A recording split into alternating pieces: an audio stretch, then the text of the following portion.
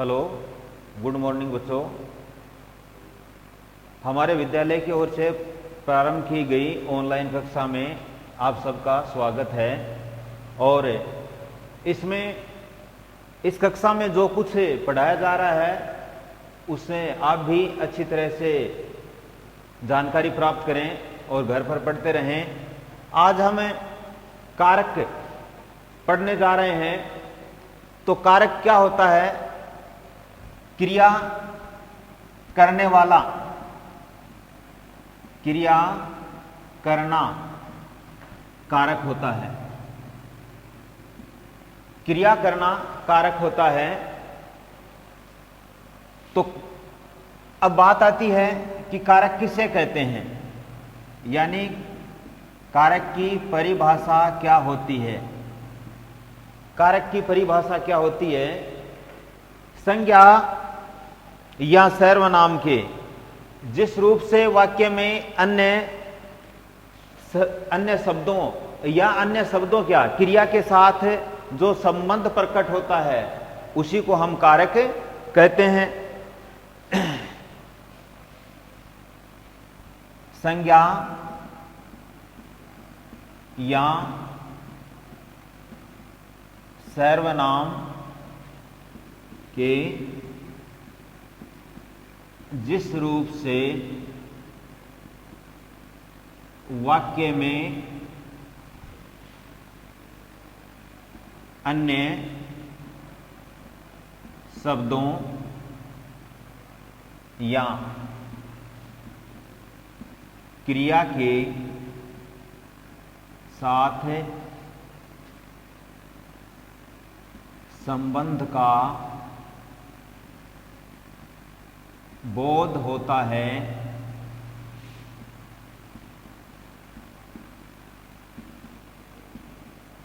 उसे कारक कहते हैं। कारक की परिभाषा क्या बनती है कि संज्ञा या सर्वनाम के जिस रूप से वाक्य में अन्य शब्दों या क्रिया के साथ संबंध का बोध होता है उसे कारक कहते हैं। अब बात आती है कि जो कारक हैं ये संज्ञा या सर्वनाम शब्दों के साथ प्रयुक्त होते हैं और उनके साथ प्रयुक्त होने के बाद में जो स्पष्टीकरण करते हैं तो उसे विभक्ति चिन्ह या परसर्ग कहते हैं। उसे विभक्ति चिन्ह या परसर्ग कहते हैं। विभक्ति चिन्ह या परसर्ग कहते हैं। तो इस तरह से सबसे पहले तो कारक है। कारक के बारे में क्या, कारक क्या है? यानी क्रिया करना कारक होता है। अब इसकी जो परिभाषा है, संज्ञा या सर्वनाम के जिस रूप से वाक्य में अन्य शब्दों या क्रिया के साथ संबंध का बोध होता है उसे ही कारक कहते हैं, यानी उस रूप को ही हम कारक कहते हैं। और जो रूप है यानी संज्ञा और सर्वनाम है इनके साथ जो परसर्ग लगता है उसी को हम विभक्ति चिन्ह कहते हैं। अब कारक हैं, जैसे हम कोई वाक्य बनाते हैं,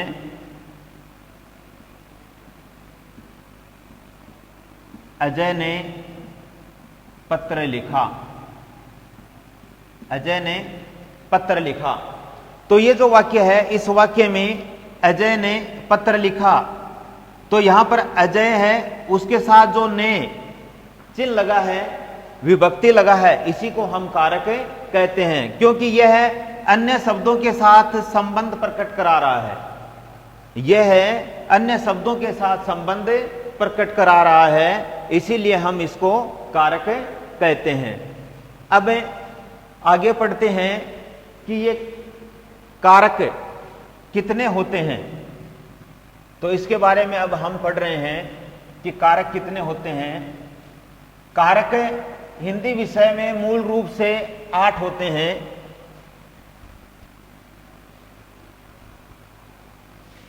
कारक 8 प्रकार के होते हैं। कारक 8 प्रकार के होते हैं। अब कौन कौन से होते हैं? तो सबसे पहले हम पढ़ते हैं कर्ता कारक, दूसरा है कर्म कारक, तीसरा है करण कारक, चौथा है संप्रदान कारक, पांचवा है अपादान कारक, छठा है संबंध कारक, सातवां है अधिकरण कारक और आठवां है संबोधन कारक। संबोधन कारक। इस तरह से कारक 8 प्रकार के होते हैं। पहला है कर्ता कारक, दूसरा है कर्म कारक, तीसरा है करण कारक, चौथा है संप्रदान कारक, पांचवा है अपादान कारक, छठा है संबंध कारक, सातवां है अधिकरण कारक और आठवां है संबोधन कारक। अब ये जो कारक हैं तो इनकी विभक्तियां भी होती हैं, इनके परसर्ग या इनके चिन्ह भी होते हैं। तो कर्ता कारक है, उसकी विभक्ति या उसका चिन्ह होता है ने, इसकी विभक्ति या चिन्ह होता है ने। कर्म है, कर्म की विभक्ति होती है को, करण की से, द्वारा या के द्वारा। संप्रदान की विभक्ति होती है के लिए या इसकी को भी होती है। अपादान से, ये जो से है क्योंकि करण कारक है इसकी विभक्ति भी से होती है, तो अपादान कारक है इसकी विभक्ति भी से होती है। लेकिन यहां पर जो से है, करण कारक में जो से विभक्ति है यह है साधन के रूप में प्रयुक्त होती है, और यहां पर अपादान जो कारक है उसमें जो ये विभक्ति है से, ये अलग होने का भाव बताती है। से अलग होने का भाव दर्शाती है। संबंध कारक है, इसकी विभक्ति होती है का, की, के, रा, रे, री, ना, ने, नी। यह संबंध कारक की विभक्तियां होती हैं। अधिकरण कारक है, इसकी विभक्ति होती है में, पे और पर। यह अधिकरण कारक की विभक्ति होती है। संबोधन कारक, अब संबोधन कारक है, इसकी विभक्ति होती है हे, अरे, ओ इत्यादि। इस तरह से कारक हैं। यह हिंदी विषय में कारक 8 प्रकार के होते हैं। पहला है कर्ता कारक, कर्ता कारक की विभक्ति होती है ने। दूसरा है कर्म कारक, इसकी विभक्ति होती है को। तीसरा है करण कारक, इसकी विभक्ति होती है से द्वारा, यानी यह साधन के रूप में प्रयुक्त होता है। चौथा है संप्रदान कारक, इसकी विभक्ति होती है के लिए। पांचवा है पदान कारक, इसकी विभक्ति होती है से, अलग होने का भाव दर्शाती है ये। छठा है संबंध कारक, इसकी विभक्ति होती है का, की, के, रा, रे, री, ना, ने, नी। अधिकरण कारक है, इसकी विभक्ति होती है में, पे, पर। और संबोधन कारक है, इसकी विभक्ति होती है हे, अरे, ओ। तो ये तो कारक हो गए कि 8 प्रकार के होते हैं। अब आगे हम चर्चा करते हैं, आगे हम पढ़ते हैं कि कर्ता कारक क्या होता है। कर्ता कारक के बारे में आप पढ़ रहे हैं तो देखो कर्ता कारक क्या होता है।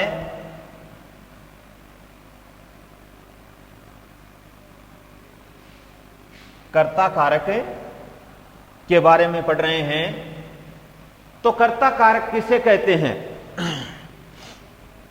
कर्ता कारक किसे कहते हैं? कर्ता कारक किसे कहते हैं?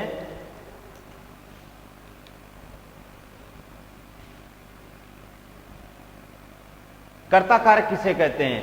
यानी क्रिया करने वाला होता है उसे ही कर्ता कारक कहते हैं। क्रिया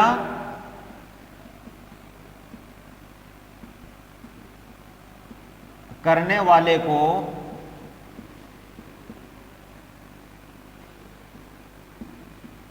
कर्ता कारक कहते हैं। क्रिया करने वाले को कर्ता कारक कहते हैं, यानी जो कार्य कर रहा है उसी को हमें कर्ता कारक कहेंगे। और इसकी विभक्ति होती है ने, कर्ता कारक है, इसकी विभक्ति या चिन्ह, इसकी विभक्ति या चिन्ह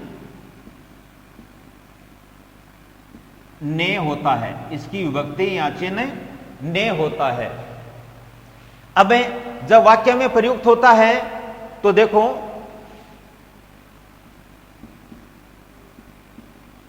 राम ने रावण को मारा, राम ने रावण को मारा, तो इसमें क्रिया करने वाला है, यानी मारने वाला कौन है? मारने वाला राम है। तो राम है तो इसके साथ में विभक्ति आई है ने, तो यहां पर कर्ता हो गया राम, यहां पर एक कर्ता क्या हो गया? राम हो गया। इसी प्रकार से कि अब बात यह आती है कि कहीं पर यह विभक्ति ने प्रयुक्त होती है और कहीं पर प्रयुक्त नहीं होती है। तो अब हम पढ़ेंगे कि यह विभक्ति कब प्रयुक्त होती है और कब नहीं होती है। तो इसके बारे में देखो, जैसे ये मैंने वाक्य बनाया कि राम ने रावण को मारा, तो ये मारा जो क्रिया है ये किस काल की क्रिया है? पहले तो हमें यह देखना है कि मारा जो क्रिया है ये किस काल की क्रिया है, कि यह भूतकाल की क्रिया है। किस काल की क्रिया है? भूतकाल की क्रिया है। तो भूतकाल की क्रिया है तो विभक्ति ने यानी परसर्ग ने प्रयुक्त हुआ है। अब हम एक वर्तमान काल की क्रिया वाला वाक्य बनाते हैं। तो अजय पुस्तक पढ़ता है, अजय पुस्तक पढ़ता है। यह जो वाक्य है यह वर्तमान काल का वाक्य है, क्योंकि पढ़ता जो क्रिया है यह वर्तमान काल की क्रिया है, इसलिए अजय है यह करता है, अजय करता है। अब वर्तमान काल की क्रिया होने के कारण जब वाक्य वर्तमान काल का होता है तो उसमें ने विभक्ति प्रयुक्त नहीं होती है, तो इसमें ने विभक्ति प्रयुक्त नहीं हुई। अब एक अन्य और उदाहरण लेते हैं, जैसे रमन पुस्तक पढ़ेगा। अब रमन पुस्तक पढ़ेगा यह वाक्य है। इस वाक्य में देखो, पढ़ेगा जो क्रिया है यह किस काल की है? यानी ये भविष्यत काल की क्रिया है। अब ये भविष्यत काल की क्रिया है तो ये वाक्य पूरा जो वाक्य है ये भविष्यत काल का हो गया, और भविष्यत काल का होने के कारण इसमें भी विभक्ति ने प्रयुक्त नहीं हुई। कर्ता जो रमन है, इस रमन के साथ में ने विभक्ति प्रयुक्त नहीं हुई है। इसलिए इससे स्पष्ट यह होता है, जो विभक्ति है उससे स्पष्ट यह होता है या यह पता चलता है कि जब किसी वाक्य में क्रिया भूतकाल की होती है तब तो विभक्ति प्रयुक्त हो जाती है, यानी वाक्य में विभक्ति का प्रयोग होता है। और जब कोई वाक्य वर्तमान काल या भविष्यत काल का होता है, वर्तमान काल या भविष्यत काल का होता है, तब परसर्ग यानी ये जो विभक्ति है ने ये प्रयुक्त नहीं होती है। इस तरह से आपके ये समझ में आ गया होगा कि कर्ता कारक क्या होता है और इसकी जो विभक्ति है इसका प्रयोग कहां होता है और कहां नहीं होता है। एक बार मैं पुनः आपको इसके बारे में जानकारी दे देता हूं कि कर्ता कारक यानी वाक्य है, उसमें जिस वाक्य में क्रिया करने वाले का बोध होता है उसे ही कर्ता कारक कहते हैं, यानी क्रिया करने वाले को ही कर्ता कहते हैं। इसकी विभक्ति होती है ने, कर्ता कारक की विभक्ति होती है ने। अब आगे चर्चा करते हैं कि ये जो ने विभक्ति है ये कब प्रयुक्त होती है और कब प्रयुक्त नहीं होती है। तो जैसे हमने अलग अलग काल के वाक्य बनाए हैं, पहला है राम ने रावण को मारा, तो इसमें जो क्रिया है ये भूतकाल की है, भूतकाल की क्रिया है तो इसमें ने विभक्ति प्रयुक्त हुई है। आगे दूसरा जो वाक्य है उसमें देखो अजय पुस्तक पढ़ता है, अब पढ़ता जो क्रिया है, पढ़ता है ये जो क्रिया है ये वर्तमान की है, यानी ये जो दूसरा जो वाक्य है ये वर्तमान काल का वाक्य है, इसमें ने विभक्ति प्रयुक्त नहीं हुई है। रमन पुस्तक पढ़ेगा ये भी भविष्य काल का वाक्य है, तो इसमें भी विभक्ति प्रयुक्त नहीं हुई है। तो इससे स्पष्ट होता है कि जो भूतकाल है, भूतकाल में भूतकाल का वाक्य है उसमें विभक्ति प्रयुक्त होती है, और भविष्यत काल और वर्तमान काल के जो वाक्य होते हैं उनमें कर्ता की ने विभक्ति प्रयुक्त नहीं होती है। अब यह आपके समझ में आ गया होगा और इसका आप पुनः अध्ययन कर लेना या इसके बारे में जानकारी ले लेना। अब अगला जो अपना दूसरा जो टॉपिक आता है, यानी दूसरा जो कारक आता है यह है कर्म कारक। दूसरा जो कारक है यह है कर्म कारक।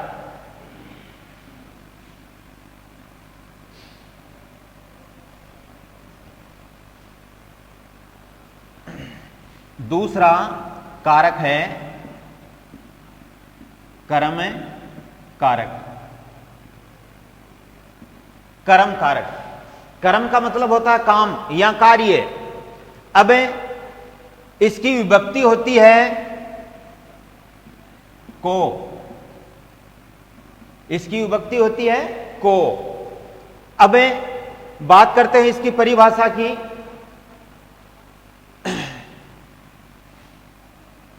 तो क्रिया का जिस पर प्रभाव पड़ता है या फल पड़ता है उसी को हम कर्म कारक कहते हैं। क्रिया है इसका जिस पर प्रभाव या फल पड़ता है, क्रिया का जिस पर फल या प्रभाव पड़ता है उसको हम कर्म कारक कहते हैं, और इसकी विभक्ति होती है को। अब जैसे हम एक उदाहरण लेते हैं, राम ने रावण को मारा, राम ने रावण को मारा। यह जो विभक्ति है, सॉरी, यह जो वाक्य है, इस वाक्य में देखो कि राम ने रावण को मारा, तो हमने पिछला जो टॉपिक पढ़ा उसमें ने विभक्ति वाला यानी कर्ता कारक ये पढ़ा था। अब हम पढ़ रहे हैं कर्म कारक। तो ये जो क्रिया है इस क्रिया का फल किस पर पड़ रहा है, यानी कर्ता जो क्रिया कर रहा है उस क्रिया का फल किस पर पड़ रहा है। तो इस वाक्य के अनुसार अपन देखते हैं तो ये जो रावण है इस रावण पर क्रिया का फल पड़ रहा है, प्रभाव पड़ रहा है, इसलिए ये जो रावण जो शब्द है ये कर्म कारक है और इसकी विभक्ति को प्रयुक्त हुई है, इसकी विभक्ति को प्रयुक्त हुई है। तो इस प्रकार से हम जान गए होंगे कि वाक्य है, उस वाक्य में अगर संज्ञा या सर्वनाम है उसके साथ दूसरा या संज्ञा सर्वनाम है उसके साथ में कोई विभक्ति प्रयुक्त होती है तो वही उसका कर्म कारक, वही कर्म कारक होता है। यानी सीधी सी बात यही है कि क्रिया का जिस पर प्रभाव पड़ता है, खास तौर से यही है कि क्रिया का जिस पर प्रभाव पड़ता है वही कर्म कारक होता है। दूसरा अन्य उदाहरण लेते हैं,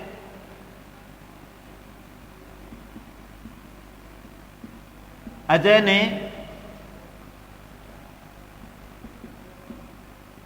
पुस्तक पढ़ी, अजय ने पुस्तक पढ़ी। अब देखो इसमें कर्म कारक है, इसकी विभक्ति को, कर्म कारक की जो विभक्ति है को, ये प्रयुक्त नहीं हुई है। अब इसके बारे में अपन चर्चा करेंगे कि ये प्रयुक्त क्यों नहीं हुई। यहां पर तो प्रयुक्त हो गई, राम ने रावण को मारा, तो यहां पर तो रावण है उसके साथ में कोई विभक्ति प्रयुक्त हो गई। और दूसरा जो वाक्य है उसमें अजय ने पुस्तक पढ़ी, इसमें प्रयुक्त नहीं हुई है। इसमें कर्म क्या है, अजय ने, ये तो कर्ता कारक हो गया। अब पढ़ी, तो पढ़ी क्या पढ़ी, पुस्तक पढ़ी, ये पुस्तक है, ये कर्म कारक है। अब इसके साथ में इसकी विभक्ति क्यों नहीं है, इसके बारे में अब अपन पढ़ते हैं कि इसके बारे में जानकारी लेते हैं। क्यों, क्योंकि राम ने रावण को मारा, यहां पर रावण है ये सजीव है, रावण है, ये सजीव है। तो हमेशा आप ये ध्यान रखना, हमेशा आप ये ध्यान रखना कि वाक्य में अगर क्रिया का प्रभाव किसी सजीव पर पड़ता है तो वहां पर को विभक्ति प्रयुक्त होती है। अगर वाक्य का प्रभाव किसी निर्जीव पर पड़ता है तो वहां पर क्रिया का प्रभाव वहां पर को विभक्ति है ये प्रयुक्त नहीं होती है। तो ये इसमें इसकी पहचान है कि इस ऊपर का वाक्य है, इसमें तो इसमें तो कारक की विभक्ति को प्रयुक्त हो गई और दूसरा जो वाक्य है उसमें प्रयुक्त क्यों नहीं हुई। तो इसमें दोनों में यही अंतर है कि क्रिया है, जो क्रिया है उसका प्रभाव सजीव पर पड़ता है तो को विभक्ति प्रयुक्त होती है, और अगर निर्जीव पर इसका प्रभाव पड़ता है तो को विभक्ति प्रयुक्त नहीं होती है। ठीक है।